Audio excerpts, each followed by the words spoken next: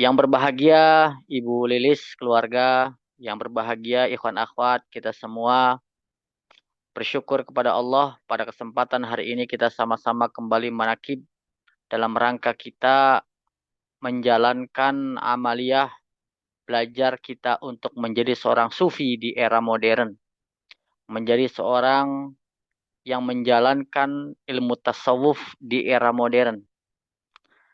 Kita bersyukur pengersa Abah. Kita bersyukur guru-guru silsilah Thoriqoh Qadinah Syabandiyah Madsurialaya 1, 2, dan 3 membawa kita pada pembelajaran-pembelajaran tasawuf yang tentunya bisa memasuki di era saat ini, di era kita, di era modern. Di mana tasawuf kita, Thoriqoh kita ini adalah satu jalan metode yang diamalkan di era penuh dengan tantangan modernitas dan perkembangan keilmuan. Artinya, kalau kita belajar tasawuf, belajar sufi, belajar toriko di era-era awal, maka kebayang bagaimana kita setiap hari harus melakukan kholwat, berzikir, menjauhi daripada kehidupan dunia. Kita meninggalkan kendaraan, meninggalkan rumah-rumah, kita juga berpakaian yang sangat sederhana, bahkan dikatakan compang-camping dan sebagainya. Maka sufi sekarang adalah sufi yang bisa on the chaos, surfing on the chaos. Berselancar di era gelombang saat ini, berselancar di gelombang realitas saat ini. Sufi sekarang tidak melulu ibadah yang sifatnya ritual di masjid, menjauh daripada kehidupan nyata di gunung-gunung, menyendiri secara sosial. Tetapi bertasawuf hari ini adalah bagaimana kita menjalankan zikir dekat dengan Allah, juga kita betul-betul peduli pada kondisi umat dunia ini saat ini. Maka bersyukur kita hidup di era sekarang masih menjalankan sufi, dan sufi ini adalah sufi yang modern. Bisa jadi seorang sufi itu adalah bukan saja dia memakai udeng, memakai jubah, tetapi mungkin saja dia berdasi. Mungkin saja dia duduk di belakang laptop. Mungkin saja dia ada pembisnis-pembisnis hebat. Mungkin saja dia adalah agnia-agnia. Orang-orang yang mempunyai harta, jabatan, kekuasaan adalah seorang sufi. Kenapa? Karena di situ bisa dijalankan, bisa dilakukan oleh orang-orang modern. Itulah pengersa Abah mengajarkan kepada kita semua, kita mengikuti situasi zaman yang terus berubah dan berkembang. Di mana kita tahu pada hari ini, di era sekarang, teknologi berkembang, di mana kita juga tahu proses dakwah yang luar biasa.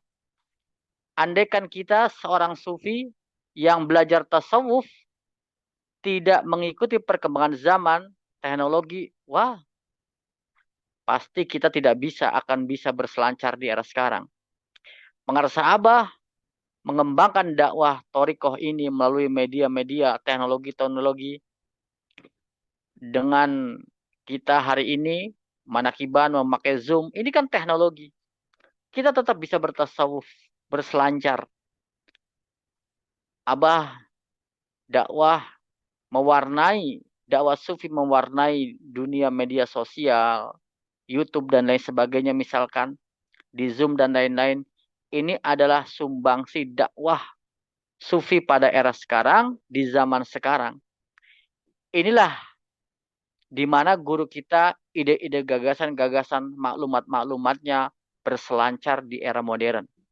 Abah seorang sufi, sangat dekat bersama Allah, ritualnya sangat hebat, dan juga beliau sangat peduli terhadap perkembangan zaman, perkembangan masyarakat kita, politik, dan lain sebagainya dengan sabda-sabdanya. Inilah disebut sufi modern. Sufi tidak hanya dia enak sendiri zikir, enak sendiri qiyamulail, enak sendiri dia khalwat, enak sendiri dia melakukan riado, tapi tidak peduli dengan lingkungannya, tidak peduli dengan syariatnya, tidak peduli dengan kehidupan-kehidupan saat ini. di era teknologi. Andai kan itu yang dilakukan, maka kita semua pasti tidak mengikutinya. Sufi pada zamannya hari ini adalah sosok Syekh Muhammad Abdullah Saifullah Masrul untuk kita semua. Sufi pada zamannya Abah Anom. Sufi pada zamannya Abah Sepuh. Sesuai dengan perkembangan pada saat itu. Maka polanya berubah. Polanya berbeda. Cara dakwanya berbeda. Maka Abah Awas pernah mengatakan bahwa Abah Anom adalah mujaddid. Abah Anom itu mujaddid, pembaharu. Pembaharu itu artinya bukan membawa ajaran baru. Tetapi metodenya, caranya itu adalah cara yang baru. Dengan cara dakwahnya, metodenya, syiarnya. Yang di dalamnya adalah la ilaha illallah. Yang di dalamnya adalah apa? Zikir jahar. Yang di dalamnya zikir khafi. Sejak dulu. Sejak guru-guru silah. Tetapi metodenya berbeda. Nah, maka ketika ditanya di dalam kitab Miftahus Sudur, siapa seorang sufi? Nah, Syekh Abdul Qadir Jailani Qaddasallahu sirruh mengatakan, apa itu? Walam yusamma ahlu tasawuf illa litasfihi batinihim binurit tauhid wal ma'rifah. Mereka disebut seorang sufi, seorang ahli tasawuf karena kejernihan hati mereka dengan cahaya tauhid dan ma'rifat. Jadi kalau hari ini ada seorang pembisnis, hari ini ada seorang guru, seorang ibu rumah tangga, seorang pedagang, seorang petani, seorang yang dari daerah, dari kota, dari manapun, dari daerah manapun, dari Majalengka pun, dari manapun. Kalau dia disebut ahli tasawuf, kata Syekh Abdul Qadir, apa? Yaitu karena kejernihan hati. Dengan apa? Dengan cahaya tauhid dan ma'rifat. Apa itu cahaya tauhid dan ma'rifat? Adalah la ilaha illallah. Nah, inilah yang terpenting. Siapapun kita hidup di era manapun, maka kata Syekh Abdul Qadir, seorang ahli tasawuf, seorang sufi adalah karena kejernihan hati. Litasfihi batinihim binuri tauhid wal ma'rifah. Maka Abah melanjutkan apa? As-sufi as-sadiq fi tasawwufihi yasfu qalbuhu amma siwa maulah. Seorang sufi sejati adalah yang hatinya benar-benar bersih dari selain Tuhannya. Nah, jadi hati bagi seorang sufi hidup di era manapun adalah hatinya benar-benar bersih dari selain Tuhannya. Artinya hatinya bersih dari selain Allah. Artinya kalau hati kita isinya selain Allah, maka kotor disebutnya. Maka seorang sufi yang sejati adalah ketika hatinya benar-benar bersih. Bersih dari apa? Bersih dari selain Allah. Nah, ini Masya Allah. Allah oriented, Allah tujuan kita. Hati kita hanya isinya Allah. Hati ini tercipta bukan untuk dua rongga. Satu rongga kata Abah. Untuk apa? Untuk Allah subhanahu wa ta'ala. Tetapi bukan berarti fisik kita tidak boleh kita berada di tengah-tengah kehidupan, kemewahan, kenikmatan, kebahagiaan jasmania. Hati kita berada, kita fokus kepada Allah, walaupun tubuh kita di mana-mana. Apa bukti realnya? Walaupun kita berada di pekerjaan kita, di bisnis kita, tapi hati kita semuanya untuk ibadah. Abah sudah mencontohkan, siapapun Anda, maka manakib ini jalan cara untuk membersihkan harta-harta kita, jabatan kita, kekuasaan kita. Dengan cara apa? Dengan cara amalia-amalia itu artinya kita bersih dari selain Allah subhanahu wa ta'ala. Inilah sufi yang sebenarnya. Yaitu sufi yang tasawwufihi yasfu qalbuhu amma siwa maulah. Kemudian wa mahabbatuhu ila rabbihim takdihim jihadan mariron fi takhliyati qulubihim min ghairillah wa tahliyatihi bi dzikrillah azza wa jalla. Nah, ini kata apa di dalam kitabnya? Bahwa seorang sufi sejati yang hatinya benar-benar bersih dari selain Tuhannya dan juga cintanya kepada Allah menjadikan siap berjuang dalam mengosongkan hati mereka dari selain Allah. Yang pertama, Dan yang kedua, mengosongkan hati mereka untuk berzikir kepada Allah. Nah, jadi ada dua tugasnya. Tugas yang pertama adalah kalau dia seorang sufi, dia mesti berjuang untuk mengosongkan dirinya, hatinya dari selain Allah. Jadi kalau sudah kosong, maka tugas yang kedua adalah mengisi hatinya dengan zikir kepada Allah. Jadi yang pertama tahliyah, yang kedua tahliyah. Makanya tahali. Kosongkan dulu, bersihkan dulu dari wereng, dari hama, dari Tuhan-Tuhan lain, dari kotoran-kotoran lain, kotoran-kotoran hati selain Allah, dikosongkan, dibersihkan. Ini tugas pertama. Tugas yang kedua setelah kosong, baru diisi dengan zikir kepada Allah, diisi dengan Allah. Itulah sufi, itulah tasawuf. Nah maka Bapak Ibu, ikhwan akhwat, kita bersyukur kepada Allah. Abah mengajarkan kepada kita semua. Abah tidak melarang kita menjadi seorang sufi, mempunyai apapun. Andaikan Abah melarang kita, kamu sudah talqin zikir, kamu sudah belajar tasawuf, kamu telah menjadi sufi, maka tinggalkan kendaraanmu, tinggalkan rumahmu, maka kamu harus hanya berzikir, kamu hanya memakai baju-baju yang sangat sederhana, tinggalkan pekerjaan duniawimu. Wah, nampaknya kita kembali kepada sufi yang masa lalu. Tapi Abah mempersilahkan, mempunyai apapun, malah Abah mengatakan silakan kaya raya, silakan banyak duit, banyak rezeki, banyak uang. Tetapi hati kita hanya milik Allah. Kita perbanyak zikir kepada Allah. Abah tidak macam-macam memberikan riadoh kepada kita. Berbeda pada zaman-zaman terdahulu, pada masa Abah Sepuh, Setolha, dan seterusnya. Riadohnya begitu berat. Kita harus puasa 40 hari. Kita harus mandi 40 hari. Semalam 40 kali mandi selama 40 hari. Kita harus riadoh-riadoh lainnya. Abah hari ini menyuruh kita di era sekarang adalah zikir. Silakan kamu punya harta banyak. Silakan kamu belajar yang tinggi. Silakan kamu keluar negeri. Silakan kamu belajar apapun, cari dunia. Maka yang terpenting adalah zikir, zikrullah. Perjuangkan hati kita untuk mengosongkan diri dari selain Allah. Maka yang kedua adalah isi dengan zikir kepada Allah.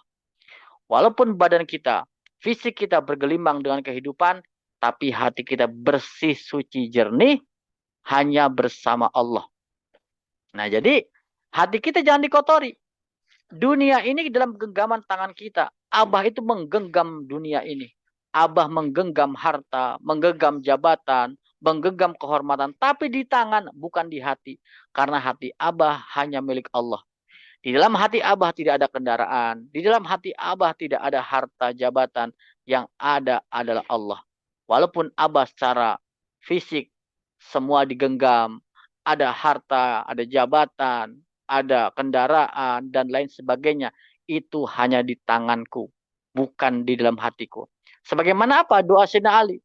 Biarkan dunia ini dalam genggaman tanganku. Jangan sampai dalam hatiku. Karena hatiku hanya milik Allah. Itulah syekh nasihat daripada Sayyidina Ali.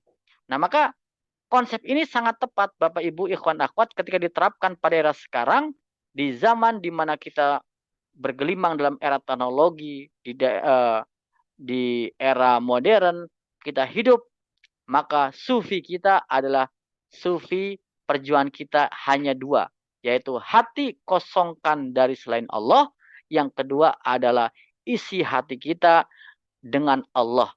Sederhananya apa? Sederhananya adalah kita talqin zikir, itulah kita sedang mengosongkan hati kita, kemudian diisi oleh Abah, yaitu kalimat La ilaha illallah. Dan ismu zikrilah, hati kita diisi nama Allah. Maka kita punya saudara, punya tetangga, punya anak istri, punya saudara-saudara teman-teman yang belum belajar ini. Ajak mereka semua untuk belajar zikir. Ajak mereka semua untuk bagaimana hatinya bersama Allah. Kasihan kata Abah. Mereka tersesat jauh kalau seandainya hatinya tidak diarahkan, tidak dipaksa, tidak dijerumuskan pada jalan yang benar. Ajak mereka talqin zikir, ajak mereka untuk berzikir kepada Allah Subhanahu wa taala. Nah, maka tugas kita ini adalah apa? Tugas kita secara pribadi adalah kita mengembangkan dakwah kita, mengembangkan gagasan-gagasan Abah, ide-ide Abah, mengembangkan sabda-sabda Abah untuk mendekatkan diri kepada Allah. Inilah tugas kita sebagai orang yang punya pikiran, punya ilmu. Apa tugas lembaga kita? Kita punya lembaga. Kita membuat kegiatan-kegiatan. Apa tugas madrasah? Tugas kita membuat kegiatan-kegiatan. Apa itu? Manakiban, amalia, sholat Jumat. Bisa jadi di situ ada diskusi-diskusi yang memfasilitasi orang untuk berzikir kepada Allah dan untuk tahu dari maklumat-maklumat Abah. Abah mengajak kita, amalkan, amankan, lestarikan. Itulah tugas kita. Bukan tugas fakir talqin, bukan tugas mubalik, tugas kita semua sebagai ikhwan akhwat, apapun profesinya, untuk kita membahasakan dengan bahasa kita, yaitu bahasa dari Abah, ajak orang sebanyak-banyaknya untuk amalkan, aman, melestarikan zikir ini. Untuk menyelamatkan orang banyak di era sekarang, di era modern. Jangan sampai ilmunya banyak, hartanya banyak, teknologinya banyak, tapi di akhirnya tersesat.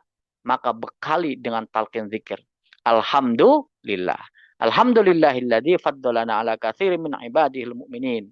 Kesimpulannya, Bapak Ibu, ikhwan akhwat, yang kita syukuri pada tema khidmat ilmiah malam hari ini adalah bahwa kita menjadi seorang sufi bersama pengersa Abah, hidup di era sekarang, di zaman sekarang, kita bisa menjadi orang sufi, sufi yang modern, yang jelas apapun profesi kita, kesibukan kita, sebagai apapun, maka yang tetap adalah hati kita mesti jernih. Hati kita diisi dengan tauhid, ma'rifat. Hati kita kosongkan dari selain Allah dan juga isi hati kita dengan Allah, dengan la ilaha illallah. Itulah seorang sufi di era sekarang apapun profesinya. Alhamdulillah. Alhamdulillahilladzi faddalana ala katsirin min ibadihil mu'minin. Saya berdoa kepada Allah untuk kita semua diberikan keberkahan segalanya, semuanya selamanya, kesehatan yang sempurna lahir dan batin, diistiqomahkan dalam keadaan apapun, dimanapun, bersama siapapun, dan kita semua ditambah-tambah rezekinya yang banyak, yang luas, kaya raya, untuk bisa beribadah untuk kita semua. Karomah barokah bawas amin. Al-Fatihah. A'udzubillahi minasyaitonirrajim. Bismillahirrahmanirrahim. Alhamdulillah rabbil alamin. Ar-Rahmanir-Rahim. Maliki yaumiddin. Iyyaka na'budu wa iyyaka nasta'in. Ihdinas siratal mustaqim, siratal ladzina an'amta 'alaihim ghairil maghdubi 'alaihim waladdallin. Amin. Terima kasih, mohon maaf. Wassalamualaikum warahmatullahi wabarakatuh.